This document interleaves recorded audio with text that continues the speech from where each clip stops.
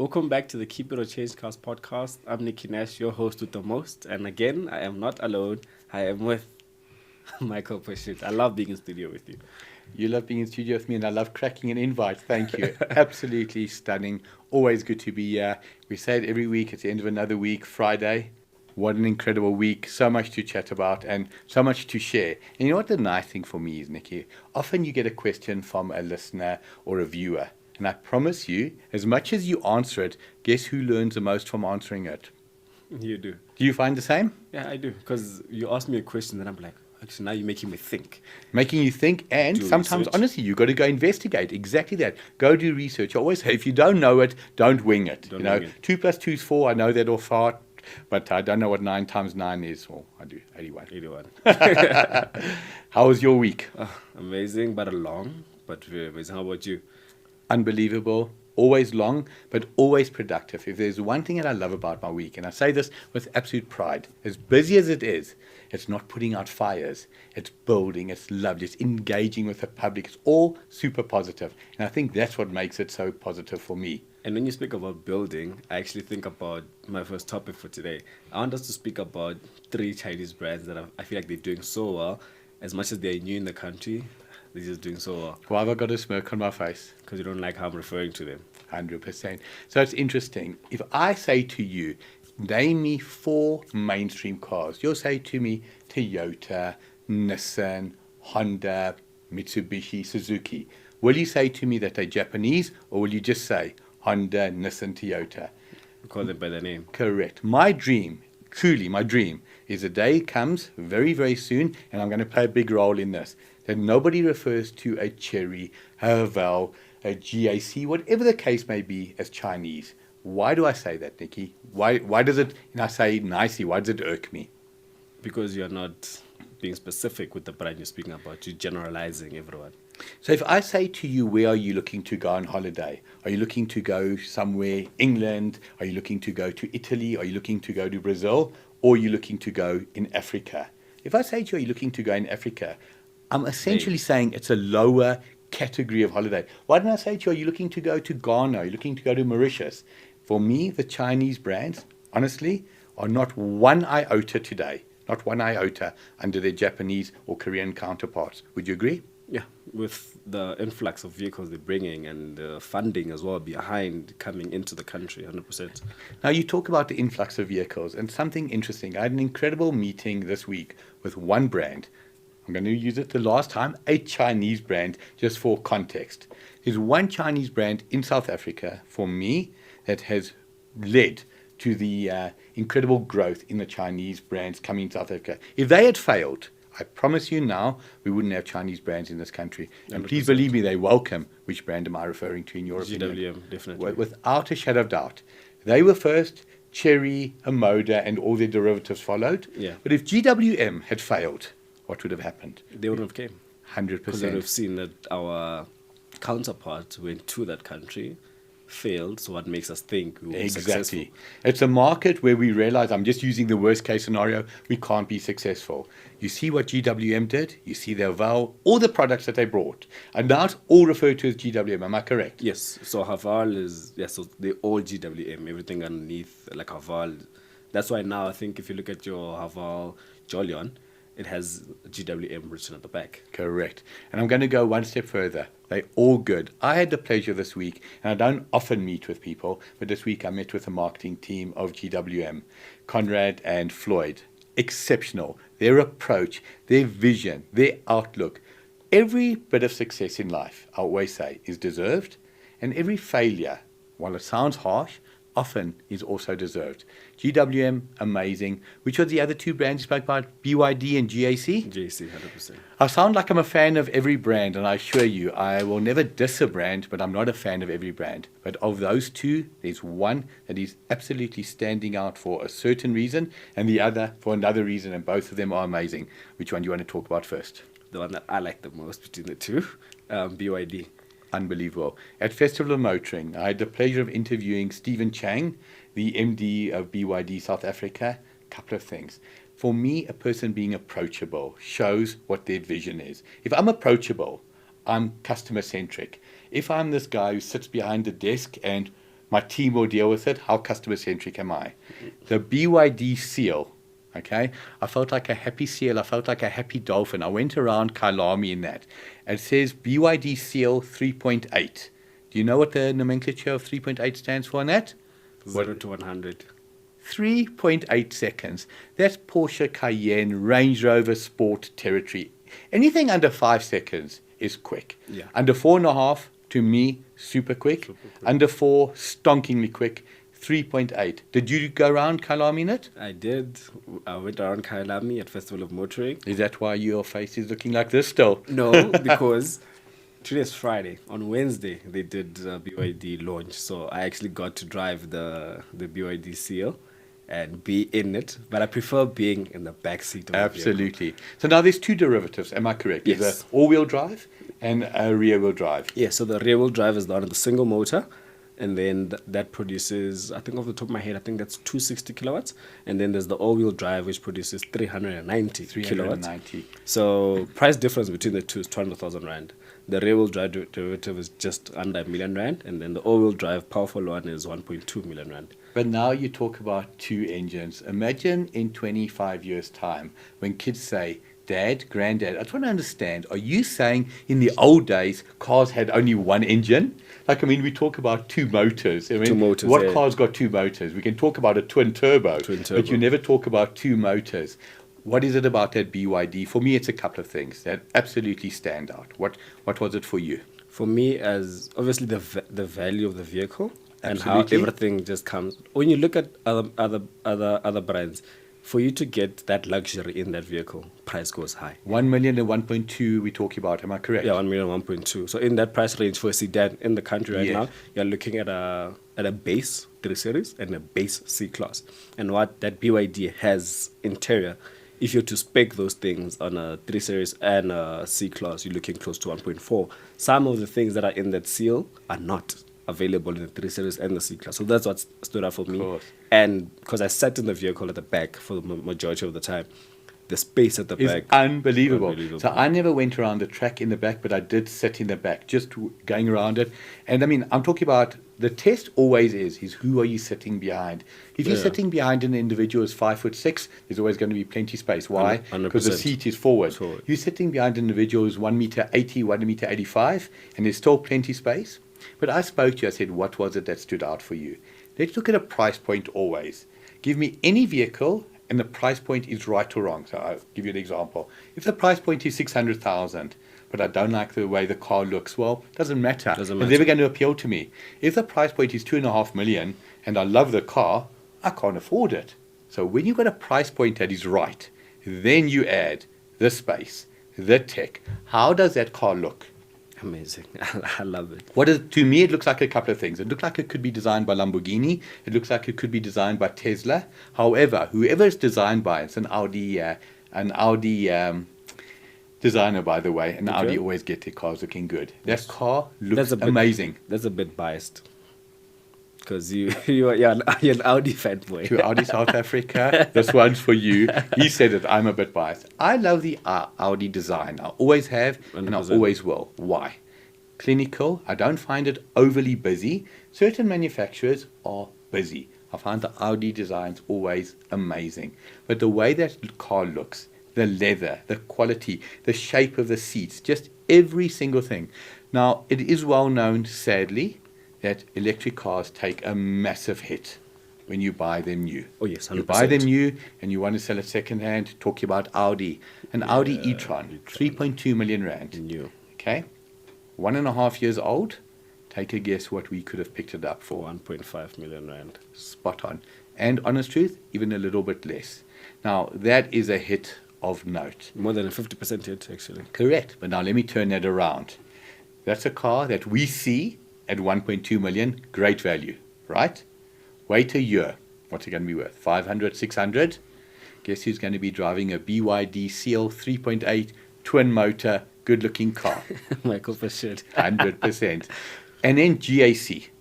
What else stands out about GAC for you? Or not what else? What is the thing that stands out for you? So I actually attended a launch of their vehicle, the first one that they introduced in the country. I think it's called the M-Zoom 3.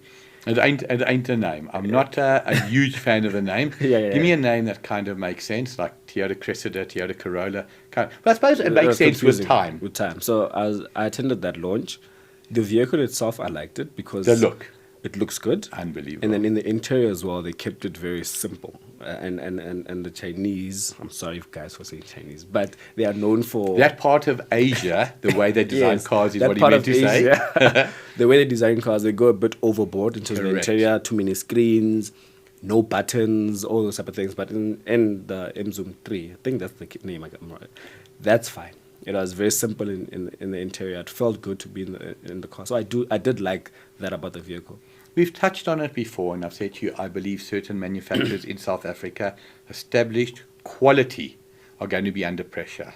When you park one of their vehicles, which is just the norm, next to something from that part of the world, it is incredible to see the difference. It's almost like they think things through. Again, whether you like buttons or don't like buttons, I'm in a full agreement with you, but they think things through.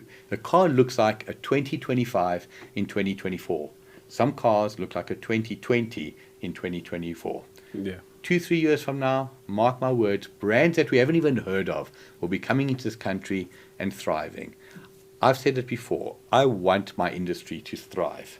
Is it better for us to have 10 brands or 20 brands or 30 brands or 40 brands? It's obvious. The more. The more, the better. And what's going to happen as well, people always say prices of cars are skyrocketing. I can tell you right now, I've got family overseas.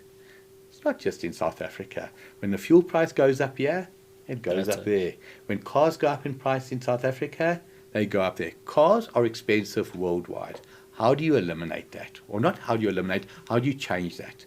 You get the price of producing that car to be cheaper. They want to sell more cars, make more money, obviously, but if they're producing it for cheaper, who wins? The consumer. So that's why the growth of the industry, for me, is going to lead to prices of cars. People are going to say, is he mad? I don't think I'm mad. It's going to come down. And I hope I'm just alive to see that in 68 years from now. I do believe that because the more brands that are in the country, the established brands in the country will be forced to drop their prices because the ones that are coming in are already much cheaper. Like we know, that part of Asia, their cars are a good 20% cheaper than their competition. Absolutely. And it's always going to be supply and demand. If I've got the supply and my demand is just dropping, I'm not going to go out of business. What am I going to do? I'm just going to be forced, and it's right to sell them cheaper. And who wins? The consumer. And who, honestly, all things motoring, change cars, not saying the right thing. Who is at the forefront of who we want to support? That's got to be the consumer. 100%. There's literally no one else that we care about. Were you just thinking if you're a consumer or an OEM there for a moment? I was thinking, but I know, like what you just said, consumers always come first because they are, well, quotation marks, our bread and butter, basically. I can buy one car. I've got 5, 10, 15, 20 choices. Why do I say 5, 10, 15, 20? I'm not going to look at 20 brands. However, if I wanted to, I could. But what I'm saying to you, I'm looking for an Audi. I've also got a choice of a BMW, a Mercedes, a Volvo, a Volkswagen, a BYD.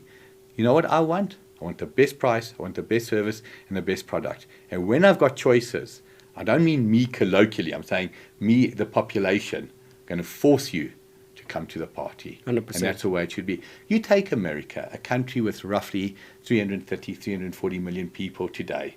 Why are things so cheap in America? Because there's the absolute consumer base that can drive prices down. Yeah. That's what I said. Supply and demand. So do you think with the influx of that part of Asia coming into the country... He's trying to say China. It's a 5-letter word that he's battling to say. I love it. Do you think when they get into the country, the existing brands will die out? Because we've seen certain, I think Nissan, under serious pressure. There's already 2 models that... they've stopped, and I feel like those were their cash cars. You talk about the NP200 and the Qashqai. And the Qashqai. Of all the Nissan brands, think about this for a question. And again, I'm asking with no malice. How why, and how and why again. The Patrol, lovely car. How many Patrols do they sell? Minimal. The NP200 was a mainstay. There was one Nissan that was universally liked, in my opinion, by the public, the Qashqai. So why I say universally liked, the NP200 wasn't a bakkie that was loved. It was a workhorse. A workhorse. But the Qashqai, good looking, nice inside, relatively affordable. How do you stop your mainstream brand? And they were selling, I think the MP200 was their cash car essentially, because every small business, or any business in fact, that wants a move around, a get around vehicle, all that stuff, the MP200 was. We often talk about a one size fits all, and there's not often that you do get a one size fits all. In the NP200, you got a petrol 1600 8 valve, you got a petrol 1600 16 valve, then you got the diesel, the 1.5 DCI motor, which was superb, 600 kilogram payload, could easily fit a canopy, nice driving position, easy to drive vehicle. Again, in case you didn't hear the beginning, how and why in no particular order. And they had no competition because there's nothing else. That's exactly it. But is there talk? I haven't heard of it, but there must be talk that somebody's going to fill that gap, because that gap doesn't disappear. It's not like, okay, well, Nissan, you've pulled out, we no longer need a half-ton bakkie in South Africa. And a one-ton bakkie doesn't all of a sudden become a half-filled half-tonner. What's going to fill that gap? Toyota. I've seen on socials Toyota's thinking, or people who are speaking about it, Toyota might fill that gap, and if they do, there's no going back.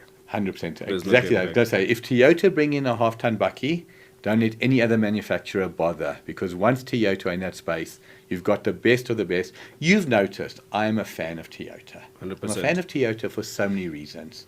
Their resale value, their reliability, their dealer network, their thought process. Toyota predominantly have a product in every single space that you need them to have a product. Which other manufacturer can say the same?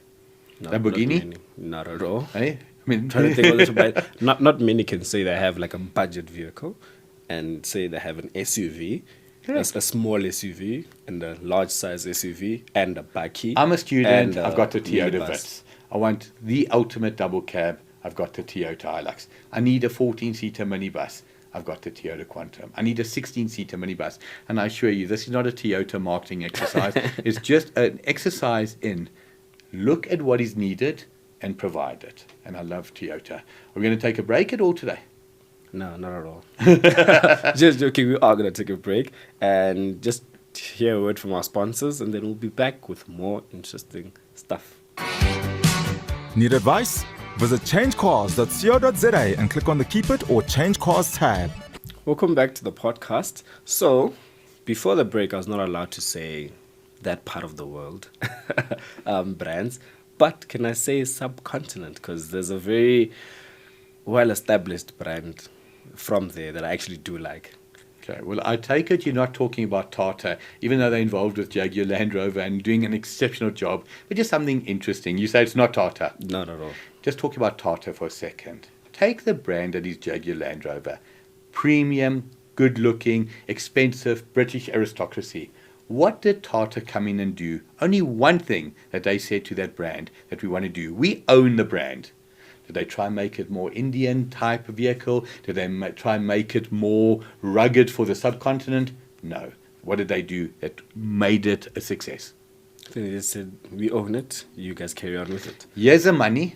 R&D, research and development, is what every single brand needs. If I can test, if I can get the best designers, if I can get the best materials, I'm going to have a quality product. And the Tata mother company, to their absolute credit, I mean it, it's a success story for me. They came to Jaguar Land Rover and said, literally, how much do you need? They were told how much they need, and look at the sales success since they took it over from BMW and Ford. Yeah. Jaguar Land Rover had so many different owners, and it was always there or thereabouts, but it was never absolutely right at the top. I know who you're thinking about. Who am I thinking about? Nissan. No. Absolutely Very obvious. Mahindra. 100%. The Mahindra story for me. How long has Mahindra been in South Africa today? Approaching 15 years? They are celebrating 20 years in the 20 country now. years. That is incredible. But so now I said 15 roughly. It was just off the top of my head. 2009. That feels like a long time ago. long time ago. You're talking about 2004. What is it about Mahindra that they've gone, in my opinion, I think I've said it before, a friend of mine, Adam Ford, said they went from generation 1, skipped generation 2, 3, and 4, and just accelerated to generation 5. What a brand. What is it about them for you? For me, is obviously the vehicles that they produce and the reliability of the engines within the vehicles, and like the value for money. I think now, especially for the past couple of years, when you look at the vehicles they have and the value for money, Unbelievable.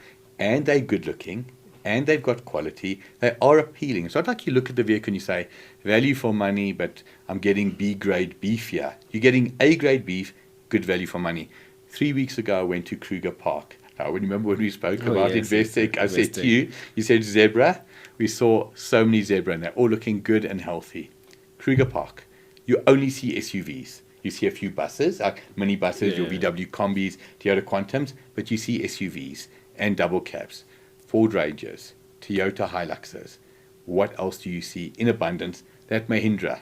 When you've got a market that is willing to give this incredible brand a chance, you take farmers. The Northwest, it's like a success story second to none. Yeah. The Mahindra is now a farmer vehicle.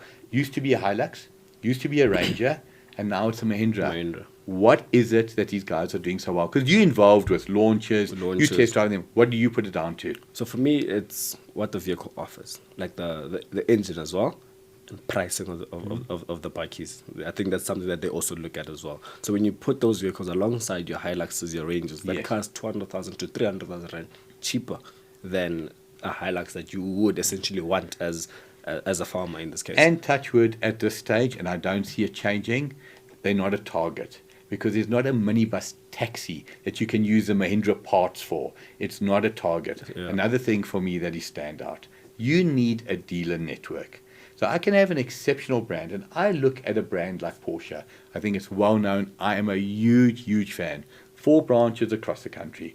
Johannesburg and Pretoria, so 2 in Gauteng, 1 in Cape Town, 1 in KZN. So now I live in Rustenburg. No problem, I can come to Joburg. It's not that far. But I live in the middle of nowhere. I live in Bloemfontein, 400 kilometers away. Either way. It's not ideal. Why do I mention this? Mahindra. Have a look at where their branches are across the country. Very strategic. All 9 provinces. You want a Mahindra wherever you are. The Northern Cape or Mpumalanga. You can buy one. There's a dealership. And that's what you've got to think through. I've got to have the right product. I've got to have the right pricing. But if I don't have the dealer network to back it up, so absolutely amazing. And could I sound like a journalist today? Okay, that should be interesting. So whenever I watch programs like I used to watch Ignition GT and our own Francisco Nwamba was on there, it would be, so Nicky, what are you driving this week? True favorite. So I'm in the Mitsubishi Triton this week. Now, if there's one brand, I suppose you could say there are a few, but if there's one brand that always strikes me as a name that you could give people as many chances to mention, i.e. we spoke earlier about Japanese brands. Give me 5 mainstream Japanese brands. You know it's going to be Toyota, you know it's going to be Nissan, you know it's going to be Honda, you know it's going to be Suzuki. What are the chances of Mitsubishi being mentioned? Very slim. If it is, it'll be the 5th one to get mentioned. 100%. But it will never be, okay, so I'm thinking Mitsubishi, it will never be first. Yeah. You could give away a prize. If somebody says Mitsubishi first, you've won a weekend away to a 5-star lodge. Now, we spoke about Mahindra, 20 years, 2024. Mitsubishi in South Africa, how many years? I have no idea. Way more. I would say double that. I remember in the 1980s, you got the Mitsubishi Tredia, 1984. So just on that alone, we're talking about 40 years. The Mitsubishi Pajero, how long has that been around? So we talk about the Triton, the Pajero Sport, but the name Pajero. So why do I ask you this? Oh, the Mitsubishi Colt as well. Mitsubishi Colt, that's exactly it. Yes, I remember that. The Mitsubishi Colt was from the 1970s, okay? Now, I've got a memory from that period of time. The first car ad I ever saw, for those older listeners and older viewers, go back to the 1970s. If you take a 4-cylinder engine and a 6-cylinder engine and an 8-cylinder engine, they've each got certain characteristics. The 8-cylinder you always think of as a V8 that rumble. Yeah. A V6 was like that nice middle ground and relatively, not, I wouldn't say rough, but not the smoothest idle. What were 4-cylinders known for in the 70s and 80s? I have no idea. I was unbalanced. They were actually an unbalanced engine. It was just the dynamics of it. So a straight 6 is very smooth. The actual reasons I don't know. But they always talk about a silky smooth 6-cylinder. Yeah. It's the way the crankshaft and the pistons work. But a 4-cylinder engine was unbalanced. So Colt, in their wisdom, had the best ad ever. They took a glass of water, filled it to the brim. This is probably about 1979 or 1980. And in those days, there was no fuel injection. The car had a carburetor. And you remember that air pan that you'd open where the air filter stand? They put it on there, started the engine, started it. So expecting it to shake or nothing? The slightest like that, and it was smooth. And that was the incredible marketing material for them, the silky smooth 4-cylinder engine. 1979 or 1980. As you get older, there's two things that happen. One, you start losing your memory, and I forget the second thing. Fair enough. So I'm actually in the Mitsubishi Triton, and I actually do like that buggy. It's a bit dated in terms of the interior, but at the end of the day, when you're looking at a buggy, I think someone that's looking to buy that type of buggy is not necessarily looking at all the fancy things in terms of the interior. But for me, the selling point, because I've had it for I think 3 days now. The first time I drove the vehicle, just reversing, I'm like, okay, this is dated. And I'm saying that because I'm used to like a Ford. Of course. Get on a Ford, get a big screen. The steering wheel is much lighter, smoother. I have to take you to task. At the top of the show, you said I'm biased because of Audi. Oh, okay. Yeah, okay. And you are truly biased to a brand you love. Ford, definitely. The blue and white oval. 100%. So I got into the Triton, and the first thing I found, the steering wheel was heavy. Then I'm like, okay, why is it so heavy? Then I'm like, oh, but the budget again, it's a buggy. So it's meant to be like this. It was loud. Then as I was driving off, once I got to the highway, this is pretty decent. I was like, okay, I'm actually about it. Because first impressions, I didn't like it. Got into the vehicle, first impressions, I didn't like it. Now, I must say, I love that. So I've always seen journalists, and I say it respectfully, as being followers as opposed to leaders. And I'm going to come back to the Triton. But if there's one thing that you don't do, Nicky, personally, you're not here to diss a brand. You're not here to be dismissive or to be rude to it. But do you agree that you have to call it as it is? As it is, 100%. If it wasn't love at first sight, it wasn't love at first sight. But you know what? You changed my mind. Alternatively, I loved it when I got in it. And after driving it, oh my word, it was horrible. And that does happen. But what changed for you when you drove it? The engine, the drive of the vehicle itself. Like I put my foot down, and I was like, whoa, am I in? So for reference, for those that have driven like a Hilux, the new Fords, and an Isuzu, the Triton drives better in terms of the power delivery than the Isuzu. It feels quicker than a Ford 2-liter bi-turbo. Feels quicker. I'm not sure if it is quicker. It just feels quicker. But I always say, if something feels it, it's not always about the clock. It's always perception. It's always perception. If it feels quicker, it's good enough for me. Feels quicker. Because when you're not standing at a robot and saying, hello, honey, 0 to 100 in 11.1. Okay, Then, so obviously, with the Triton, the look of the vehicle itself, I'm not necessarily a fan of it because I'm not a fan of the look of it. Even in the Pajero, the look of it as a whole, I'm not a fan of it. But this is where I say looks are subjective because I've been driving the vehicle. I stopped at a red light yesterday. Then these guys that sell on the streets, the guy came to me, he's like, brother, I love your vehicle. I'm like, ways. Okay. Then I went to school. When I got to school, they're like, yeah, this is a buggy. Then people were taking, the security guards were taking pictures and everything. Then I'm like, so looks are subjective. Just because I don't like it doesn't mean that the next person won't like it. But now, interesting, it's always about perception. So he said, bro, now this is a buggy. Is it because it really absolutely stood out? There's no question it stood out and looked good. Or because it's rare. So think about it. I did an interview a while ago with a gentleman who drove an Alfa Giulia. Okay, if I say to you Alfa Giulia, you know the name. Yeah. How often do you see the Alfa Giulia? We leave here and we drive home and I say, tell me how many Alfa Giulias you saw on the road. You'll say, 0. Didn't happen. I say, how many BMW 3 Series did you see? Easy, tick the box. Audi A4, Mercedes C-Class. So what I'm saying is, because that buggy's a little bit rarer, does that make it more appealing? You see an Audi R8. Absolutely, it's a good-looking car. But so is an M5, so is an M3, so is an M2. But if you put the two of them next to each other, your brain is just saying, check this. You don't see a lot of these. And this is, well, not common. And I think that's what it is with the Triton. Yes, I have to agree because you don't necessarily see the Triton every single day. Because I think before I had it, I didn't see a Triton in a while. So as we're speaking now, something has just come to mind. How important is a badge for you on a car? So allow me to explain. When I say, I'm not talking about brand cachet, I'm not talking about snob appeal. I'm talking about the way a badge looks. I'll give you a simple example. I look at a BMW badge and an Alfa Romeo badge. They are the same. Small and round and relatively nondescript on the bonnet. Then I looked at a Chevrolet badge. And now because out the country, it's fine. We can talk about it. I used to see that Chev badge. I wanted to vomit. How important for you is the badge on a car? Or is that not even something you've ever thought about? I do think about it. Well, I think about it because of my work, because I'm always just looking at certain things in front. So there's some manufacturers that will use the badge of the vehicle in front and writing at the back. So I think once you start doing that, that means there's something going wrong. Why aren't you using your badge So front you have a and perception. back? Yeah, the perception thing. So I actually do look at a badge. I think the badge needs to be clean and simple as well. I don't like too many things on a badge. And I know I'm catching you totally off guard.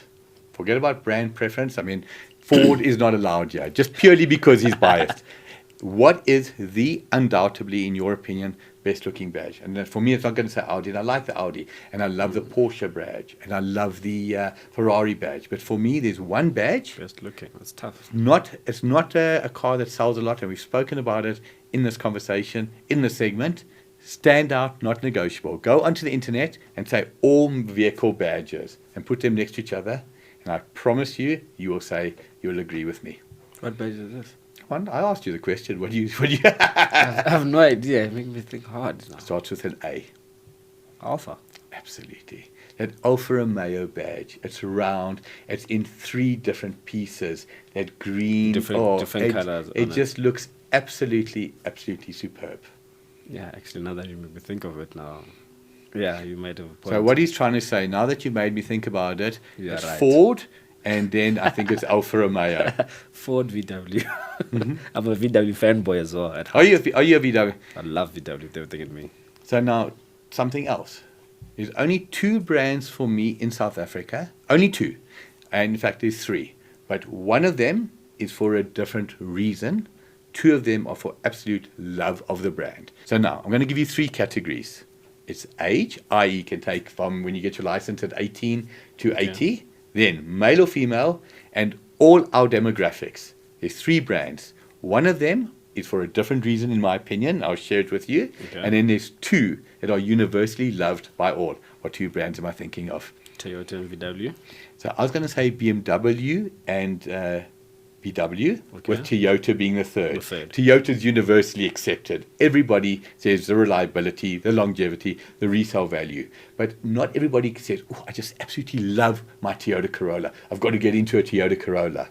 But BMW and VW, again, across all ages, across all racial groups, and across male and female.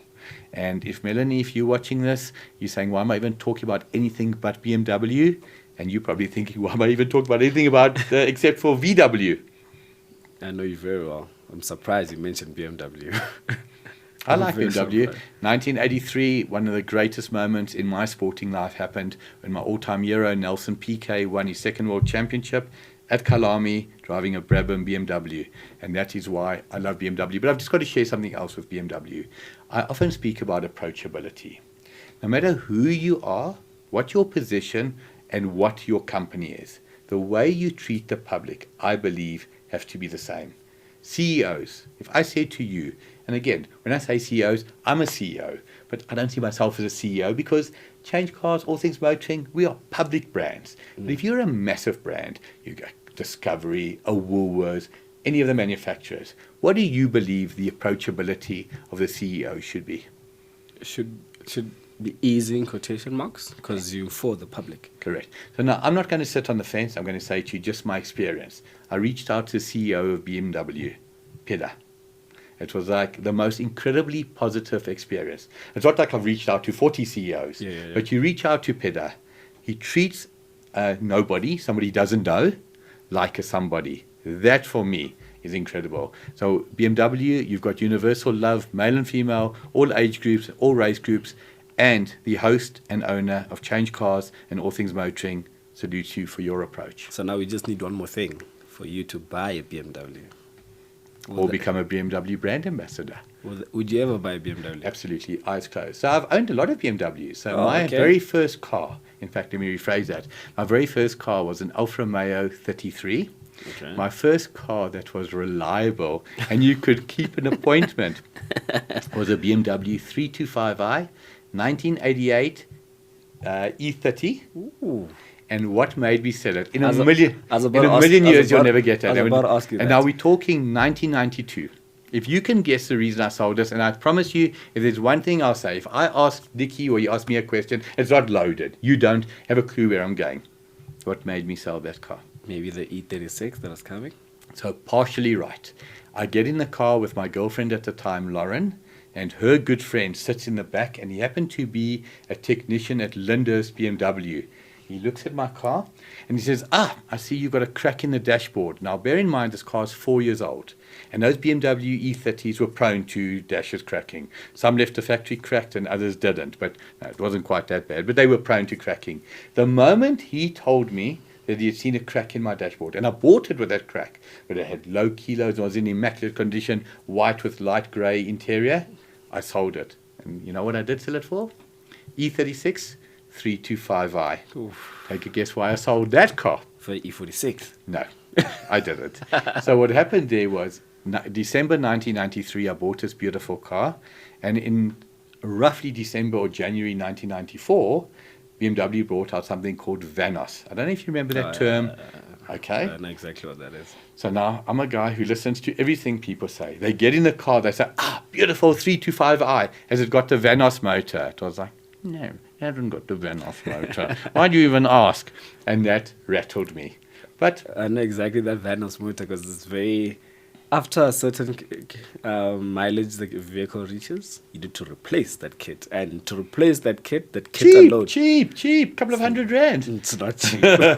So a lot of people end up going to... Rather you get the Vanos kit off Yes. an engine of a low mileage BMW, because my dad actually has an E46, so the Vanos kit was his issue. So he actually get that off another BMW, because that kit actually hinders power. So if your car produces 100 kilowatts, for example, once the kit starts going, then you feel like your car produces 80 kilowatts. And if you know that your car produces 100, when it produces 80, you'll notice it. So my dad noticed it, like, because he bought the car, I think new or just low mileage.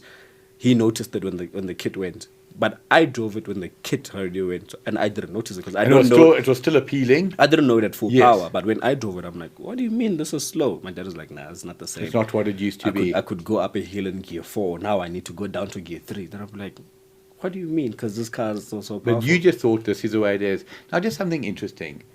Your dad obviously also a love for the BMW brand. Yeah, loves. Is that where your love came from, or would you say it's independent but shaped by? Shaped by him, because I grew up because he had an E36. Yeah, he had an E36 then an E46. So I grew up seeing that, and then he would come fetch me like a 5 Series from work or from school. So I just grew up in BMW. Then now there's just BMWs there. Across something for me that's funny, and I love sharing the story. So, host of a TV show, been in cars my whole life, 33 years. My son, grown up around cars. Do you think he likes cars, Jaden? No, I don't think so. Jaden doesn't look like the type. The only car he likes is one, and it's got the right name, and it's Golf. The Volkswagen Golf. But it's not the VW Golf that he likes. It's just like the badge. Why? He's absolutely Golf crazy. So why I asked you that? It's just interesting. You shaped by that, and then the other people that aren't shaped by that. If I could do it all over again, of course, I love my Jaden, but I'd like to adopt you, Nicky. What an incredible podcast, my good man. I enjoyed it today. I spoke about so much, and I think, yet again, we always cover the important things that people want to know. And there's just one more question that I received from the public that I want us to touch on. So, I buy a vehicle, financed, that I get into an accident. What happens then? I have insurance, for example. Just touch on that. Like, does the insurance cover how much is left? Does the finance structure start all over? All of that. Now, on that particular question, I want to just freeze that for a moment. What is absolutely critical for us, if you've got a question you want answered, you'll see how easy it is to get hold of Nicky or myself. It's that excites me. Every single day of the week, we get members of the public writing in personally. If you want us to air your question, say, Mike, when I'm writing to you, please air your question. But regarding the specific question, if you got into an accident, firstly, obviously very sorry for you, but you'd much rather be financed than cash. Because when the insurance company knows that there's no finance owing, it's just the lay of the land, I assure you, you have a much harder time. Let's use a simple example. Car gets into an accident. The vehicle's got a book value of 200,000 Rand. You still owe the bank 142,000 Rand. Everything is in line. The insurance company will decide, do we write it off or do we fix it? If we fix it, you just carry on paying your installment. If they write it off, and we say the car's got a book value of 200,000 Rand, they take your excess of 20,000 Rand. Use an example. Yeah. It's 180, you owe 142. They'll settle the bank 142,000, pay you 38,000. Let's look at a worst case scenario. You still owe the bank 180,000 Rand, but the insurance company is only prepared to pay out 140,000 Rand. There's one of two scenarios. You either took, which often people do take, something called shortfall cover or top-up cover, and it's exactly for that. My car is insured at all times for book value. But what happens if what I owe to the bank at the time of the loss, and loss can be an accident, loss can be a theft, hijacking, etc., is more than what I owe the bank? That's where the top-up cover comes in. So again, in the most positive way, and we've spoken about finance before, when you do a deal today, look to the future. Don't look to the best case scenario. When you get married, you absolutely love your partner and divorce is the last thing from your mind. But you have a marriage contract. In the unlikely event that you should get divorced, you've got an understanding of how it's going to play out. I take top-up cover at all times. I, as a consumer, am protected. My car's insured for 150. I owe 180 to the bank, 30,000 shortfall. Top-up cover kicks in. I hope that covers it. Yeah, it but does cover it. Always drive safely and try not to have an accident. 100%. Thank you guys for actually watching such a beautiful episode. Thank you for being here as always with the beautiful knowledge that you give to the public. Just ask you guys one thing. Well, not, yeah, it's three things. Please subscribe to my channel. If you are watching and you're not subscribed, please subscribe because I'm going to get to 30,000 subscribers before the end of this year. Please subscribe to the CHANGECARS channel because we want to get that to 1,000 subscribers before the end of this year. And please tell Michael he was wrong about the Ford badge. I mean, about the Alpha badge. Then the third thing is please subscribe to the All Things Motoring YouTube channel. I think we're just over 2,000 subscribers. Let's get that to 5,000. Then I'll be happy. That's my 3 requests. Any of your requests? Very simple. Anything that makes Nicky happy makes me happy. Been an absolute privilege and a pleasure. Till next time. Till next time. Thank you guys for watching this beautiful podcast. I'm Nicky Nesh as always. That's Michael Pashut and we're signing out.